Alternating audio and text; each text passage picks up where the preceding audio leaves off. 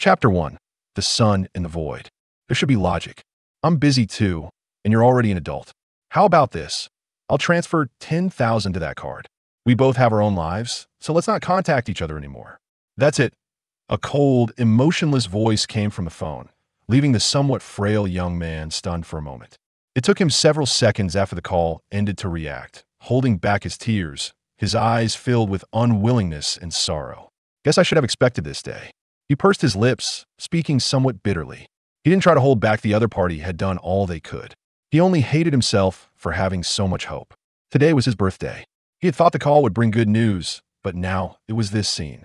Well, it was a relationship that needed to be cut off. His real name was Zhou Ming.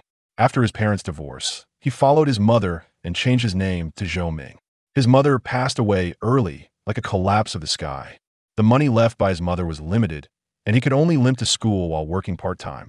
Although there was much kindness in the world, there was also indifference. The young man sat heavily in a chair and pressed the power button in front of him. A whirring sound of the fan started, and a large monitor illuminated the boy's face in the darkness. His face was relatively handsome, with a crew cut, a standard student hairstyle. He moved the mouse, double-clicked, and the launcher appeared, then clicked again. This was his favorite game. Although it wasn't initially well received, with the developers' efforts, the gameplay gradually improved and the details became refined, slowly revealing its highlights to the public.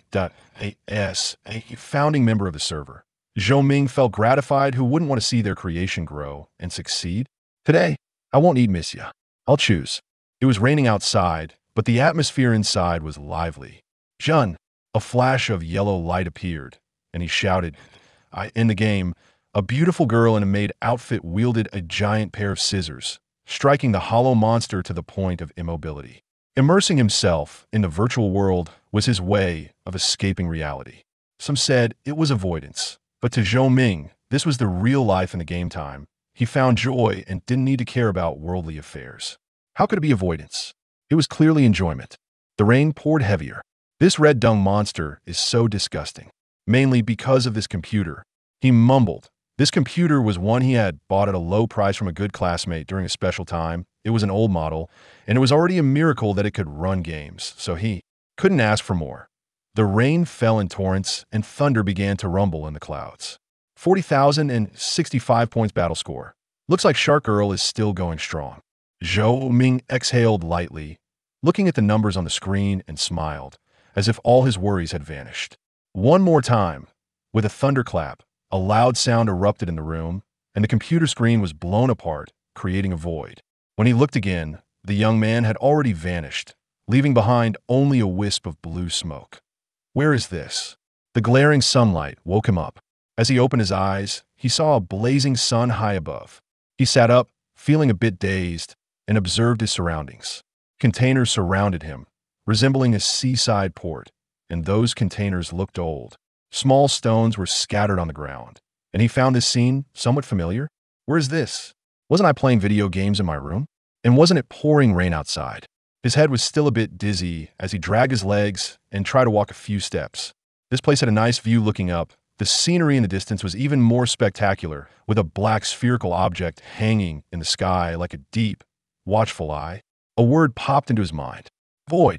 The appearance of this word triggered a whirlwind of thoughts, memories swirling wildly, and a faint idea began to form in his heart. Is this the world of Zero Zone? His throat tightened. This conclusion was hard to believe. He had read many novels and watched films about crossing over, and had fantasized about it, as reality was often unsatisfactory. But when this happened, it was truly hard to accept. Although it was the world of Zero Zone, it didn't resemble the two-dimensional style of the game, but felt more like reality. Just as he was pondering what to do next, a rustling sound by the wall caught his attention, and his heart raced. The undead exist in the void, and the undead will eat people. He instinctively retreated until a mouse scurried out, and he felt relieved. Oh, it was just a mouse. A loud cracking sound erupted.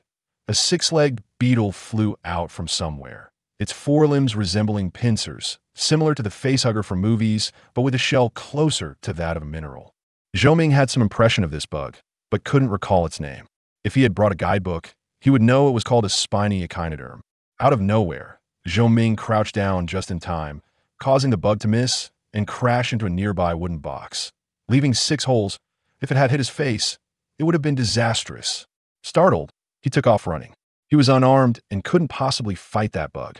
But his legs, they couldn't outrun the undead. He dared not shout. The game had said that shouting or making noise would only attract more undead, and he would end up as dinner. Bang, bang, bang. His feet pounded on the surface of the metal box, and he could hear the sound of the bug moving behind him, sending chills down his spine, starting off with something so thrilling. And why is it so cold here? The heat generated by a sprint didn't warm him. Instead, he felt heavier and heavier. Suddenly, a shadow appeared ahead. Help! He had barely started speaking when he stopped, focusing closely, realizing it wasn't a person but another undead. It had a black spherical energy ball on its head, a torso seemingly made of rock with some green accents. Black energy tendrils spread all over its body, making it look quite eerie. Damn, I was careless. How could there be people in the void? But the second undead was not as agile. It could even be said to be a bit clumsy, likely a lower-level type. When it saw him running, it merely looked up and walked towards him slowly. Running like this isn't a solution. My limbs are getting heavier. His mind felt chaotic, and his limbs are getting colder, but he couldn't afford to slow down with that sound of pursuit behind him. And oh problem. That green undead runs slowly. I can manage. But when he glanced back, he was instantly horrified. The facehugger-like undead had attached itself to the head of the green undead, merging the two, and their speed increased exponentially. A powerful force struck from behind, sending Zhou Ming flying, with a loud crash, leaving a deep imprint on the metal container. I'm going to die. As the undead drew ever closer, he extended his right hand to block, only to see it covered in green, crystalline shards. Ether corrosion. He had completely forgotten this mechanism. There was a setting in the void that anyone without resistance to ether corrosion would gradually turn into undead, and at that point, not even a deity could save him. Fear and unwillingness enveloped him, but as it reached its peak, he calmed down instead. He stared quietly at the undead, not begging for mercy or crying out. He had seen too much indifference. Crying would never solve the problem. Suddenly, a sound erupted in his mind. Beep. BDD system link successful. Mission activated. Please eliminate the undead ahead. Chapter 2. The Elegant Dancer. BD. This immediately reminded Zhou Ming of the HDD used by the protagonist of Zero Zone, the system for entering and exiting the void. But what was this BDD? I look so pathetic. What can I fight with? Zhou Ming replied, having completely given up hope. His body was covered in crystal stones, lacking any semblance of a human form. How could he even think about fighting? It was difficult to even stand up. But perhaps because of this, he was fine after taking such a heavy blow earlier. Detected excessive ether activity in the host's body. Automatic absorption and conversion in progress. 80, 60, 50. Suddenly, his mind cleared and his strength returned. Really useful. Zhou Ming felt a surge of joy in his heart. His left eye slowly regained its brightness, but he could no longer see any colors, only black and white. The creature, having lost interest in him as he was about to turn into one of its kind, found itself excited again as he now emitted a human aura. Although the erosion problem is resolved, what can I use to fight against it? He raised his hand and saw that his arms were covered in green crystal stones. Wasn't this the best weapon? Seeing that the creature was still in a daze, Zhou Ming suddenly jumped and knocked it over. Strange, why does my body feel so much lighter? And my legs? But there was no time to think, as the creature suddenly sprang back up. This isn't right. Why is it so different from a game? He was startled in the game. These low-level creatures were always dumb-looking. How could they move so agilely? But then he thought, if it were so easy to deal with these creatures, how could humans be forced to migrate? And how could the void continue to expand? When the creature slammed down, Zhou Ming had to raise his arms to block. He had practiced some basic moves from online tutorials, and although they were flashy, he was still familiar with some basic punches, though his legs were not very flexible.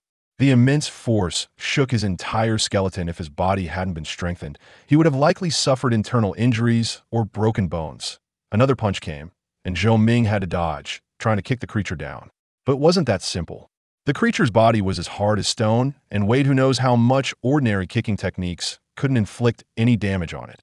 Another hammer strike came down, and this time he couldn't block successfully. The protruding crystal stones pierced his body, and blood burst forth. Seeing blood, Zhou Ming felt no fear. Perhaps it was the courage brought by a desperate battle pain became a catalyst for his fighting potential. He roared as he lunged at the creature, knocking it off balance and crashing to the ground. Though ordinary creatures had high body strength, they had a weakness.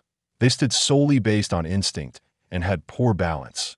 Taking advantage of the moment, he threw a few punches at its face, but the tough shell was unscathed, only producing the sound of the creature's screeching.